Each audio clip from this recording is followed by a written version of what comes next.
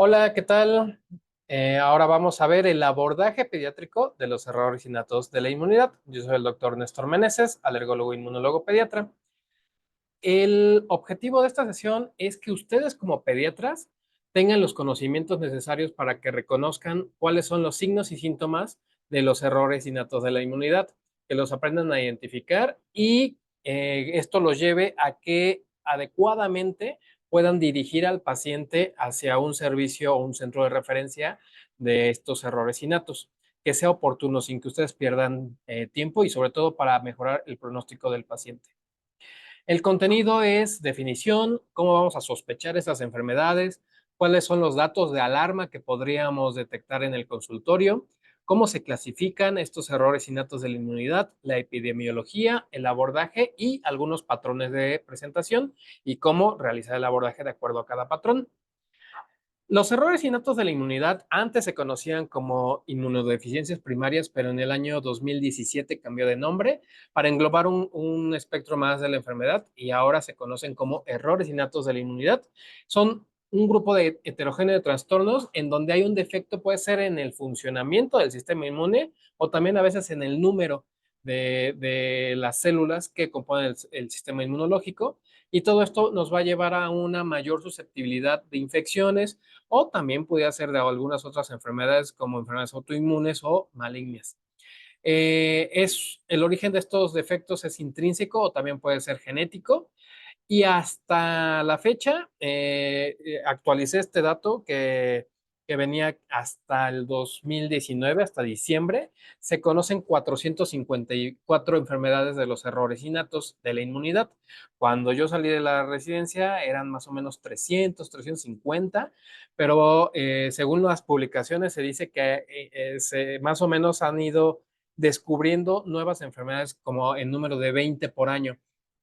Esto debido a las nuevas tecnologías que hay, al mayor conocimiento de estas enfermedades, el mejor abordaje y sobre todo, pues cuando solicitan estudios de laboratorio y ven que hay alguna alteración, aunque sea en algún nivel celular diferente al que el paciente tenía, ya con eso lo convierte en un espectro diferente de la enfermedad y se suma una más. Entonces, cuando vean IDPs, que era el concepto anterior de inmunodeficiencias primarias, se refiere a los errores innatos de la inmunidad. Entonces, hasta esa fecha que era 2015 y esta otra que es del 2014, se conocían ahí más de 330 y vean que para este 2019, que es el último dato, el más actualizado, ya eran 454. Este grupo de enfermedades alteran tanto la función como el desarrollo del sistema inmunológico. Estos son defectos a nivel genético, ya sean congénitos o adquiridos, y nos van a predisponer a que haya un aumento en la frecuencia y en la gravedad de las infecciones. Algunos microorganismos que normalmente no generarían enfermedad en una persona con un sistema inmunológico adecuado, en ellos sí podría tener este tipo de infecciones. Puede también provocar disregulación inmune y con esto algunas enfermedades autoinmunes o incluso algunas enfermedades reumatológicas y también nos puede predisponer a que tengan enfermedades malignas o enfermedades oncológicas. Recuerden que el sistema inmunológico está conectado y tanto las enfermedades alérgicas como reumatológicas como oncológicas pueden estar presentes en este tipo de pacientes. La incidencia aproximada es un caso por cada 2,000 y las formas más graves como la inmunodeficiencia combinada grave son raras. El nombre abreviado de esta enfermedad es SCID. Esta ocurre en uno de cada 70,000 pacientes. Esta SCID es una de las que es una urgencia médica real de los errores innatos de la inmunidad, dado que el retraso en el tratamiento, en la identificación de los síntomas, puede provocar que el pronóstico del paciente sea muy malo y que puedan fallecer. El reconocimiento temprano entonces es de gran importancia para tener un tratamiento exitoso. Estos trastornos entonces van aumentando cada año según el defecto y van a provocar que el paciente sea susceptible a un grupo reducido de microorganismos. Como les decía, puede ser que el paciente con un sistema inmunológico adecuado no tenga esa susceptibilidad para enfermarse con algunos microorganismos en particular, pero ellos con los errores innatos, sí, cuando vean que hay un aislamiento de un microorganismo que es raro, hay que sospechar un error innato de la inmunidad. En México, estos datos vienen del Instituto Nacional de Pediatría. Este es un centro de referencia nacional. Es por ello que este hospital sí tiene algunos datos epidemiológicos en nuestro país. En 1998 se habían reportado 118 pacientes, en el 2007 399 y para 2018 1,691 pacientes con error innato de la inmunidad. Entonces vean cómo ha ido aumentando el número de pacientes que se han identificado y México es el segundo lugar con más centros registradores de pacientes. Esto es dado al incremento en el conocimiento y el diagnóstico de estas enfermedades y también con la ayuda de la tecnología que nos hace un diagnóstico más pronto y también con todos los recursos y las aportaciones que pueda tener este hospital con algunos otros centros de referencia internacional en donde pueden mandar la muestra y la procesan en algún otro lugar donde tengan esa tecnología para ese tipo de muestras y regresan el resultado o lo envían por correo electrónico y ya el paciente tiene un diagnóstico más certero y más oportuno. Los niños menores de 2 años tienen un sistema inmune relativamente inmaduro, a pesar de que los conteos de leucocitos sean altos, pero estos leucocitos son en la mayoría vírgenes y no van a formar memoria de inmediato. Si ustedes ven la cartilla nacional de vacunación, algunas vacunas son conjugadas y esto es debido a que se tienen que hacer algunos preparados diferentes para adaptar ese tipo de vacunas a un sistema inmunológico que todavía está en proceso de maduración y aún no tiene todas las células que nos van a servir para tener esta inmunidad de memoria. Los linfocitos T que producen menos interleucinas e interferón, lo que induce una menor producción de IgG, que es la de memoria, ¿no? Ahora, ¿cómo vamos a sospechar estos errores innatos de la inmunidad? La mayoría tiene un sistema inmunológico normal, aunque tenga infecciones recurrentes, aunque tenga infecciones como un poco más graves, normalmente es un sistema inmunológico que está en proceso de adaptación y hay que identificar este tipo de pacientes para no sobre solicitar estudios de laboratorio. Entonces, pero siempre y cuando que el paciente tenga alguno de los datos de alarma que vamos a ver en unas diapositivas más, cuando cumpla con esos criterios, ahí la sospecha de un error innato aumenta y ahí sí va a ser candidato a un mayor abordaje, a un abordaje más profundo. Recuerden que ustedes como pediatras van a ser los primeros, también los médicos familiares, también los médicos generales, van a ser los primeros en recibir este tipo de pacientes. Entonces, ustedes son los que tienen que identificar a estos síntomas y signos que pudieran hacernos sospechar en un error innato para poderlos referenciar de forma oportuna. Entonces, el 65% de los niños que tengan una inmunodeficiencia primaria o error innato de la inmunidad va a ser referido por un pediatra general. Entonces, es súper importante que ustedes tengan este conocimiento. Si nosotros atrasamos el diagnóstico, si nosotros no tenemos este conocimiento y no lo sospechamos, recuerden que los ojos no ven lo que la mente no conoce. Entonces, si ustedes no tienen este conocimiento, el retraso en el diagnóstico puede llegar a ser de 1,9 años y con esto el pronóstico sí va a desfavorecer mucho al paciente. Los síntomas más comunes son de una infección de vías aéreas, sobre todo a vía aérea superior, pero también puede ser a vía aérea inferior. La mayoría de ellas son virales y tienen una completa recuperación.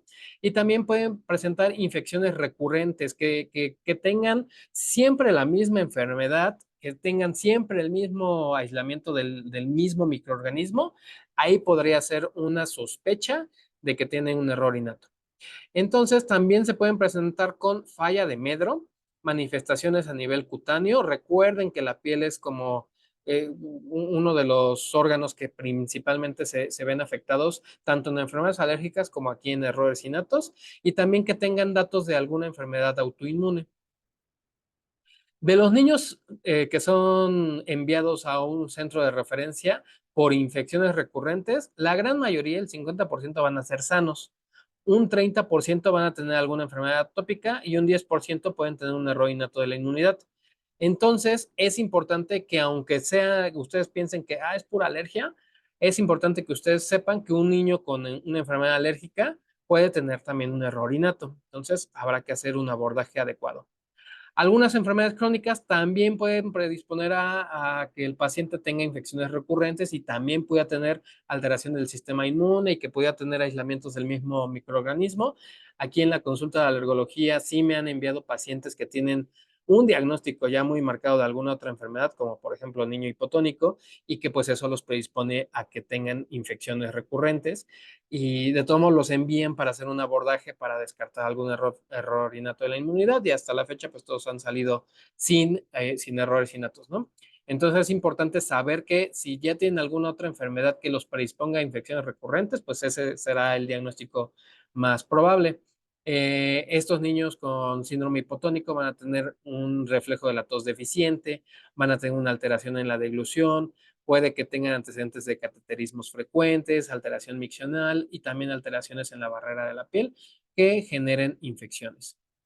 Esta es una fundación, Jeffrey Model, que es una pareja que tuvo a un hijo con un error innato de la inmunidad, que para ese entonces sí se conocían como inmunodeficiencias primarias, y que lamentablemente falleció, pero esta pareja, con los recursos que tiene, hizo esta fundación y dentro de los estudios que han hecho, vieron que hay 10 datos de alarma que la presencia de al menos dos de ellos puede aumentar la sospecha de que tenga un error innato de la inmunidad. Estos 10 datos de alarma son muy importantes que se los aprendan o que los tengan ahí impresos en su consultorio para que los indaguen cuando haya una sospecha alta. Que tenga 4 o más infecciones de oídos nuevas en un año, que tenga 2 o más infecciones de senos paranasales graves en un año, que haya cursado con 2 meses o más de tratamiento con antibióticos y que tenga escaso efecto, que tenga 2 cuadros de neumonías o más en un año, que tenga dificultad para ganar peso y talla. También hay que ver la talla blanco familiar para que no caigamos en que tiene bajo peso o bajo talla, pero pues puede ser más bien por un factor hereditario, que tenga presencia de abscesos en órganos o abscesos cutáneos profundos y recurrentes. Cuando yo hice el servicio social de pediatría, lo hice en Zacapuastla, Puebla, había una paciente que tenía presencia de abscesos y en el expediente vi que había neumonías y abscedadas y que la habían drenado en diversas ocasiones y pues la sospecha ahí de una enfermedad granulomatosa crónica pues era alta y esa paciente, pues el retraso en esa sospecha ya llevaba muchos años. Y luego el número 7, presencia de mucositis o aftas en la boca, que tenga necesidad de recibir antibióticos por la vena porque los vía oral no le han funcionado, que tenga 2 o más cuadros de sepsis en un año, que tenga antecedentes familiares de muertes a temprana edad de causa desconocida o alguien que ya tenga un diagnóstico de algún error innato de la inmunidad o antes conocidas como inmunodeficiencias primarias. Entonces, si este paciente tiene alguno de esos 10 datos de alarma, aumenta la sospecha. No son criterios diagnósticos, son datos de alarma que nosotros debemos preguntar en la consulta cuando tengamos la sospecha y al menos 2 de estos 10 datos de alarma nos aumentan la probabilidad de que tenga un error innato de la inmunidad. Tienen una sensibilidad del 63% y una especificidad del 23%. Se han hecho estudios utilizando estos 10 datos de alarma. En 2011 se evaluaron a 140 pacientes y encontraron que aplicando los 10 datos de alarma, 23% de estos 140 pacientes sí tenían un error innato de la inmunidad. La mayoría era por deficiencia de anticuerpos. Había un caso de 22q11 y había un caso de neutropenia congénita. Entonces, se calcula que más o menos un tercio de los pacientes con un error innato no tuvieron ningún dato de alarma antes del diagnóstico. Es importante entonces hacer también tamizajes de forma recurrente en los pacientes para ver si hay alguno que pudiéramos captar desde antes de que presente sintomatología. En Estados Unidos sí existen tamizajes, toman determinación de TREX, que son los círculos de escisión de los linfocitos T, en donde en el proceso de la generación o de la ontogénesis del linfocito T, hay material de residuo que ese material forman anillos y esos son los anillos de escisión o TREX que se pueden medir a nivel de sangre en un recién nacido y un nivel bajo de los TREX puede hacernos sospechar un error innato de la inmunidad. Y en Estados Unidos sí lo hacen, aquí en México no he visto que hagan ese tipo de tamizaje y eso sí puede ayudar a que tengamos una mayor sospecha y un diagnóstico oportuno. También si cursan infecciones con esta nemotecnia que es SPUR, que sea una infección seria o grave, como meningitis, abscesos amigdalinos, que sea una infección persistente, que a pesar de tener el tratamiento adecuado a la dosis adecuada y un adecuado apego, no mejore, entonces se considera que es persistente, que sea inusual el microorganismo que se aísla, que no sea un microorganismo que a cualquier persona se pueda producir enfermedad o que sea recurrente. Entonces, que el paciente mejora de la sintomatología, pero al ratito otra vez tiene síntomas y en el mismo sitio o el mismo órgano afectado, entonces lo vuelve recurrente. Si tiene el SPUR, eso podría aumentar la sospecha de que un paciente tiene un error innato de la inmunidad. Aquí vieron en 2011 que en 430 pacientes que tenían error innato de la inmunidad, estos tres datos estaban presentes en los pacientes, que había historia familiar de algún error innato, uso de antibióticos intravenosos y falla de medro. Cuando estaban presentes estas tres características, el 96% de los pacientes tenían un error innato de neutrófilos y de complemento. 86% tuvieron error innato de células T y el 60% de error innato de anticuerpos. Y es importante entonces tener en cuenta también esas tres características.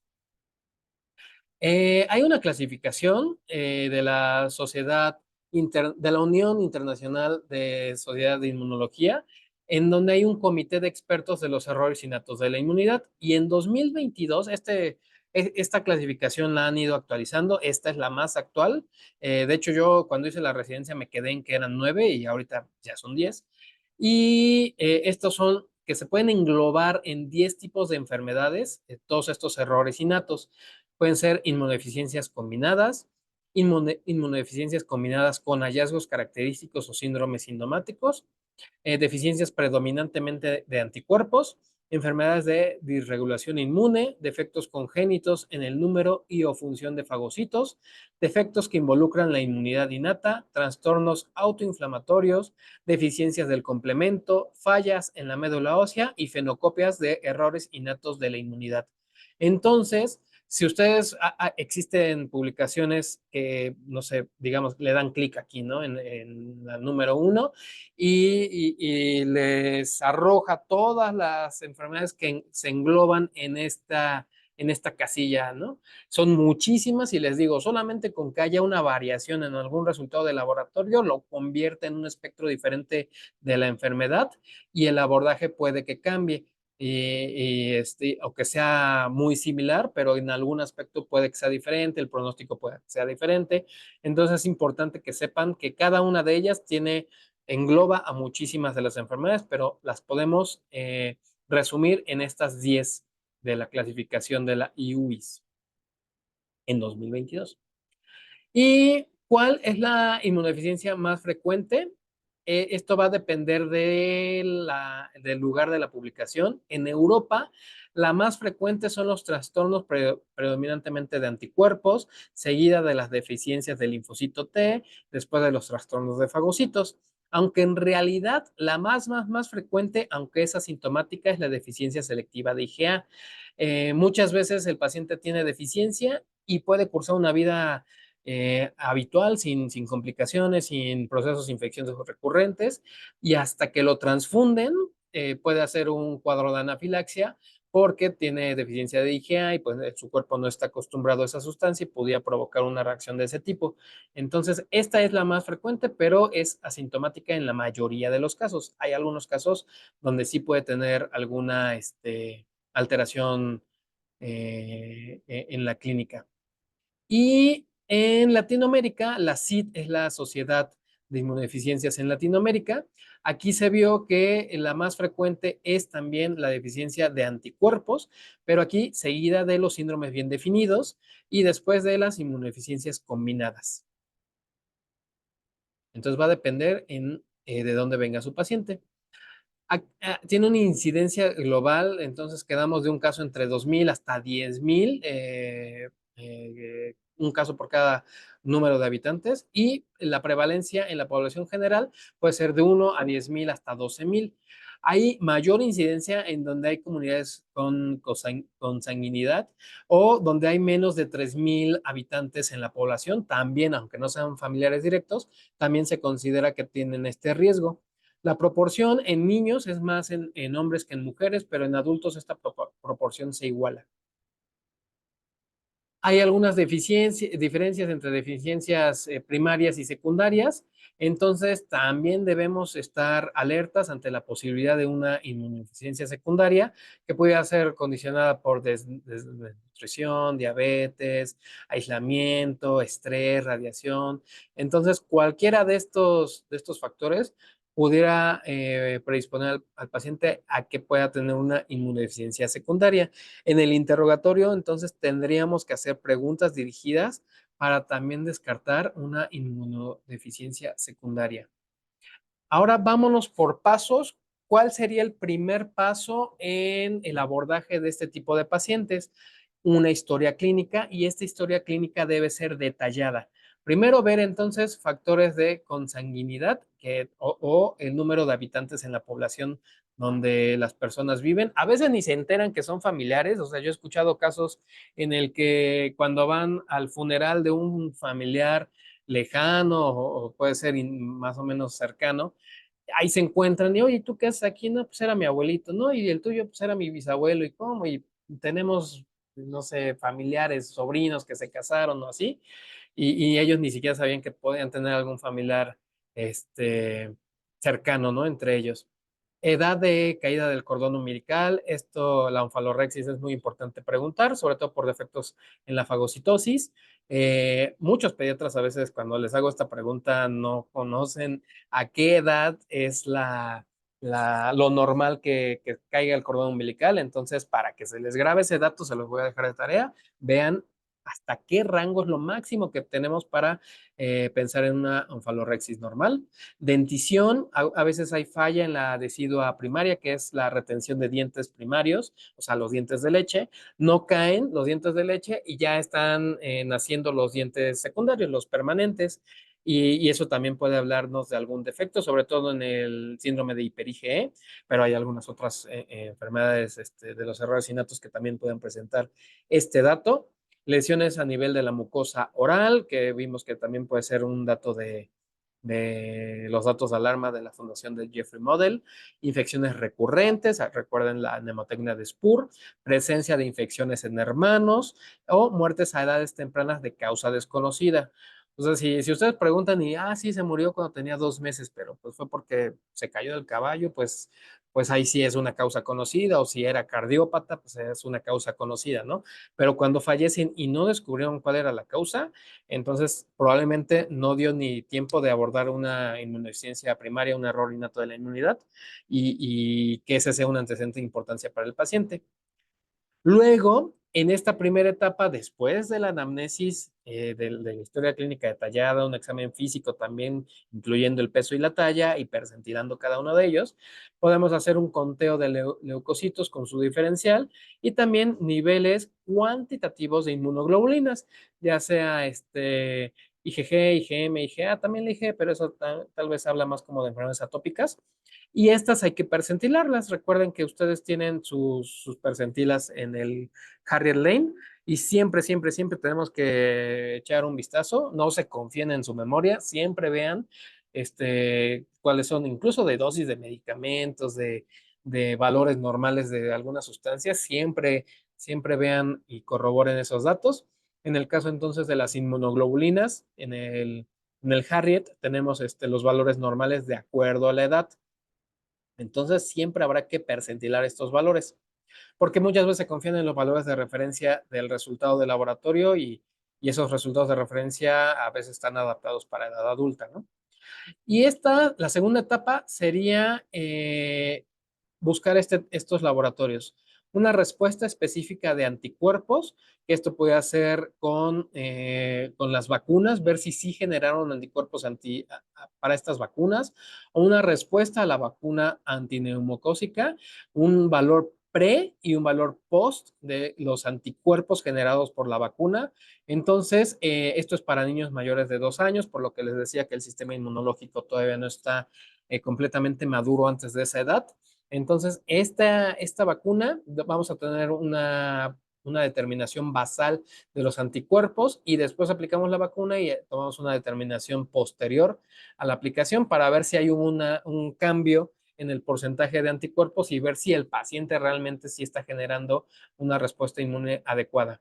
Y también podemos hacer un análisis de las subclases de IgG. Hay 4 tipos de IgG, IgG1, IgG2, 3 y 4, que pudieran tener valores normales de IgG total, que en el papel veamos que la IgG total está dentro de lo normal, pero cuando tomamos las subclases puede ser que una esté más alta que la otra y eso haga que el valor total esté dentro del rango normal, pero en realidad una está deficiente o una está sobrevalorada, entonces es importante también solicitar las subclases, que eso probablemente ustedes ya no tengan que solicitarlas, probablemente se queden en la primera etapa y de ahí lo mejor sería hacer la referencia a un centro que esté especializado en el abordaje y tratamiento de los errores innatos.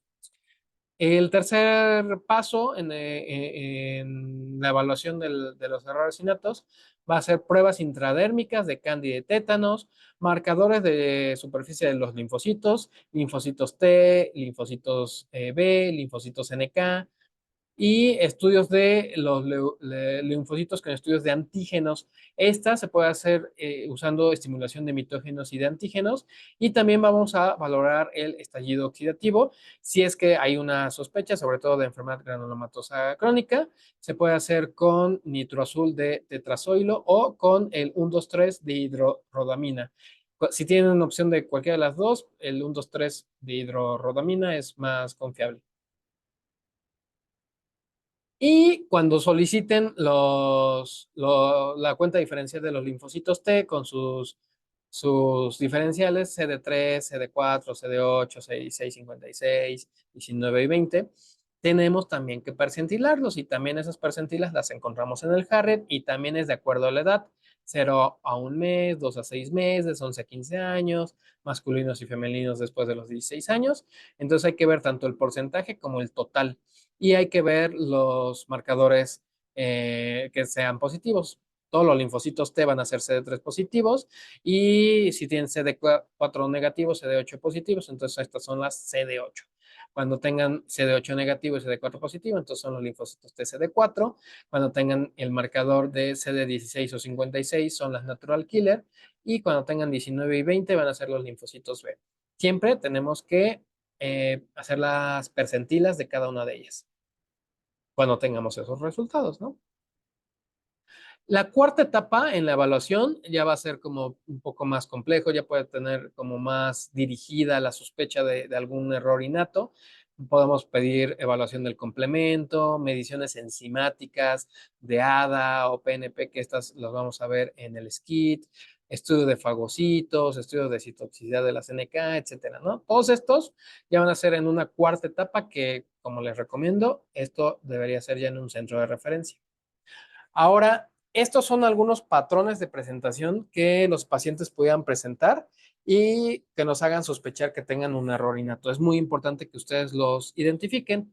Puede que tenga infecciones a nivel gastrointestinal de forma recurrente y también asociadas a infecciones de vía aérea, falla de medro, infecciones piógenas que sean recurrentes o infecciones inusuales o que sean una infección de algún microorganismo habitual, pero que cursó con un cuadro muy grave, infecciones recurrentes por el mismo microorganismo, enfermedades autoinmunes o inflamatorias crónicas, combinación característica de algún síndrome que se llaman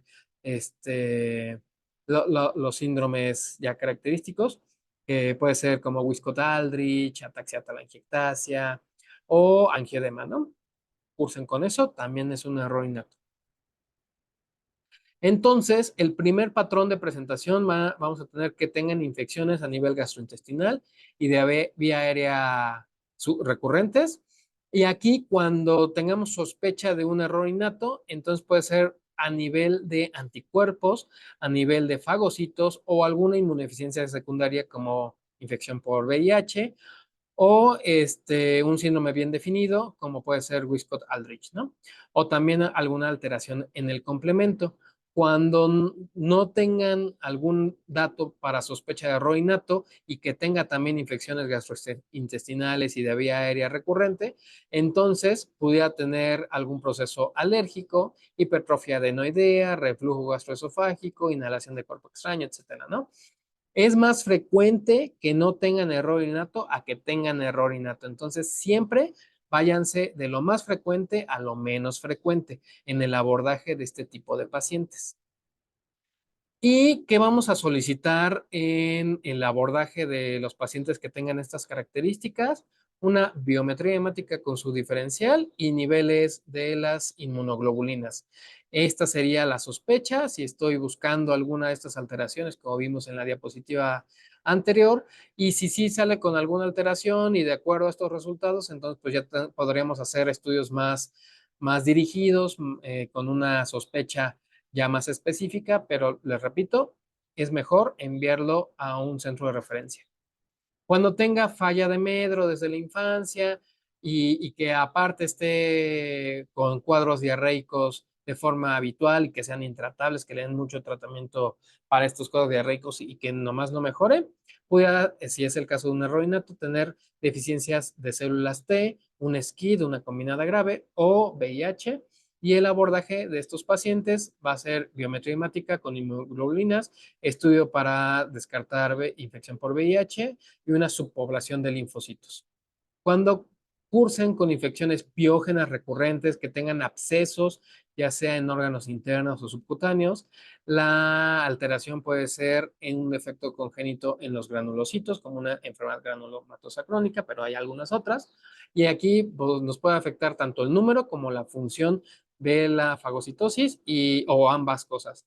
Entonces habrá que hacer una prueba tanto cualitativa como cuantitativa de la función de la fagocitosis.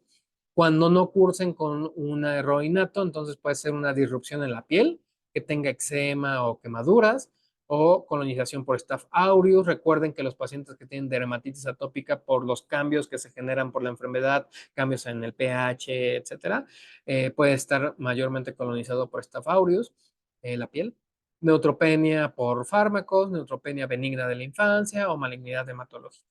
Entonces recuerden, es más frecuente que no sea una IDP a que sí sea una IDP o error innato de la inmunidad.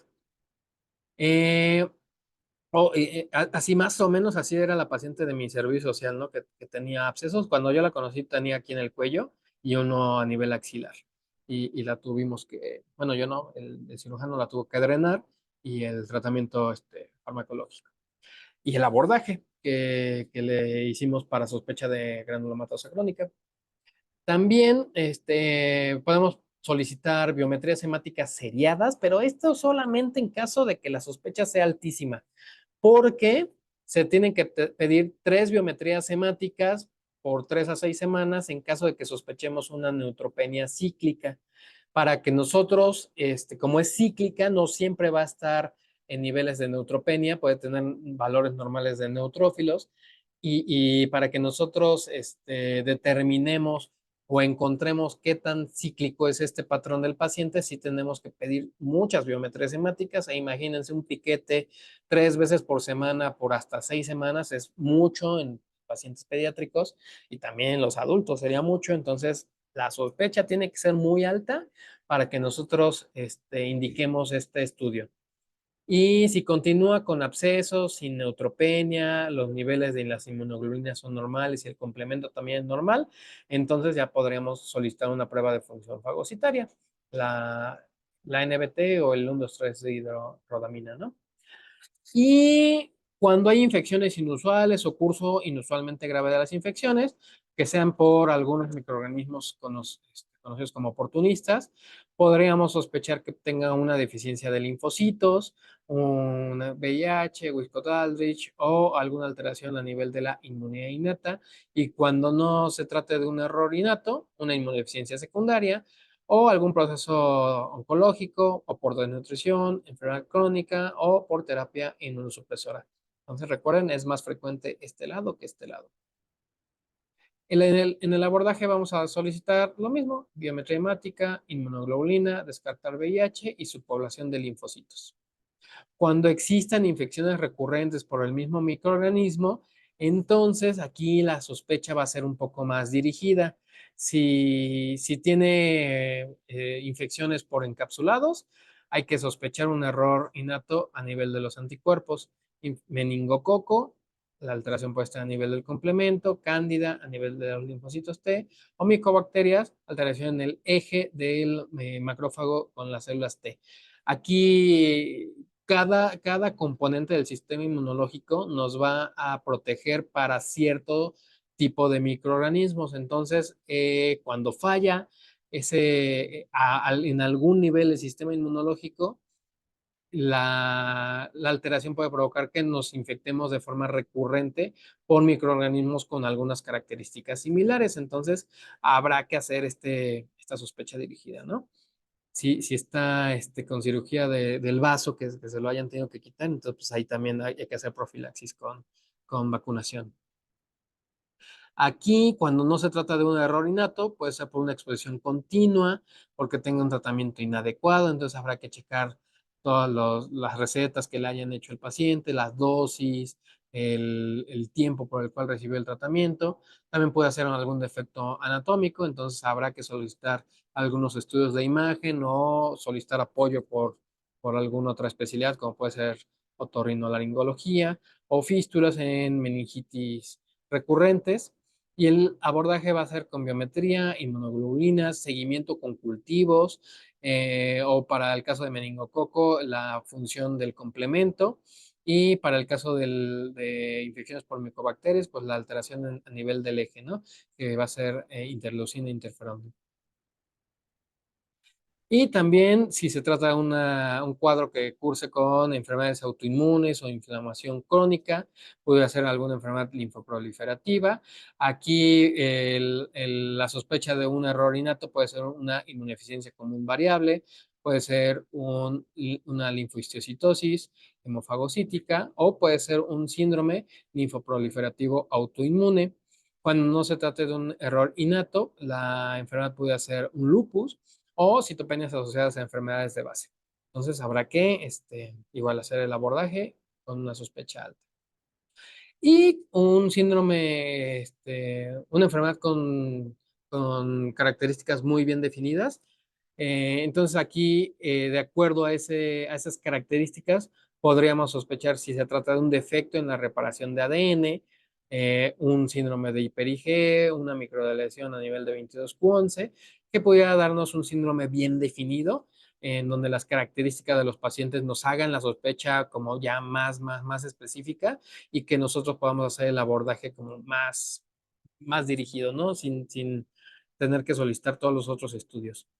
O si el paciente cursa con angioedema sin urticaria, recuerden que cuando vimos la sesión de urticaria, sobre todo urticaria crónica, les hablaba que el angioedema es un tema aparte. Hay tres tipos de angioedema y uno de los más frecuentes es la deficiencia de C1 inhibidor. Y aquí los estudios, el abordaje, las pruebas que hay que pedirle a estos pacientes son muy específicas para descartar angioedema hereditario en algunos casos, otro puede ser adquirido, etcétera. Y hay tratamientos específicos para este tipo de pacientes. Entonces, las conclusiones de esta sesión es que los errores innatos son trastornos que afectan la capacidad del sistema inmunológico y que estos nos pueden predisponer a que tengamos enfermedades o recurrentes o graves o por el mismo microorganismo. Entonces es muy importante reconocer los signos y los síntomas para que se haga un diagnóstico temprano, un manejo inicial eficaz y sobre todo una referencia oportuna. La identificación oportuna de estos síntomas y signos puede mejorar el pronóstico y también la calidad de vida de los pacientes afectados. Si nosotros retrasamos el diagnóstico o el abordaje, con 6 meses que hayamos retrasado estas dos situaciones, podríamos hacer que el pronóstico sea peor hasta en un 30-40%. Entonces, sí es muy importante que se haga una referencia oportuna. Siempre es fundamental que ustedes como pediatras estén alerta a los indicadores clínicos de los errores innatos y que remitan a los pacientes con sospecha a un centro de referencia. Entonces, quedamos que el INP es un centro de referencia. Incluso los que hicimos alergología e inmunología clínica pediátrica, lo mejor es que si captamos ese tipo de pacientes, lo enviemos a un centro de referencia porque todos estos estudios son costosos, las tecnologías que se utilizan no se encuentran en cualquier lado y los centros de referencia tienen los contactos adecuados para poder enviar ese tipo de muestras y que la respuesta sea lo más pronto posible para iniciar un tratamiento igual lo más pronto posible y que puedan apoyar desde el punto de vista de los recursos al paciente, ¿no? Sobre todo económicos, porque estos tipos de estudios normalmente sí son costosos hasta el momento y se requieren, puede ser trasplante de médula ósea, puede ser sustitución enzimática en algunos casos, como algún espectro de SCID, y es muy importante que hagan una referencia oportuna. No quise abordar cada uno de las 10 errores innatos de la inmunidad. Eso lo pueden consultar en la bibliografía que les hice llegar para que ustedes se enfoquen dirigidamente a reconocer cuáles son estos patrones, cuáles son los escenarios clínicos que puede presentar el paciente y que ustedes hagan un abordaje inicial adecuado y hagan una referencia oportuna para pues, mejorar el pronóstico de los pacientes. Este es mi número de teléfono, pues me pueden enviar un mensaje de WhatsApp si surgen algunas dudas o lo pueden comentar en la descripción de aquí del video. Muchas gracias y saludos.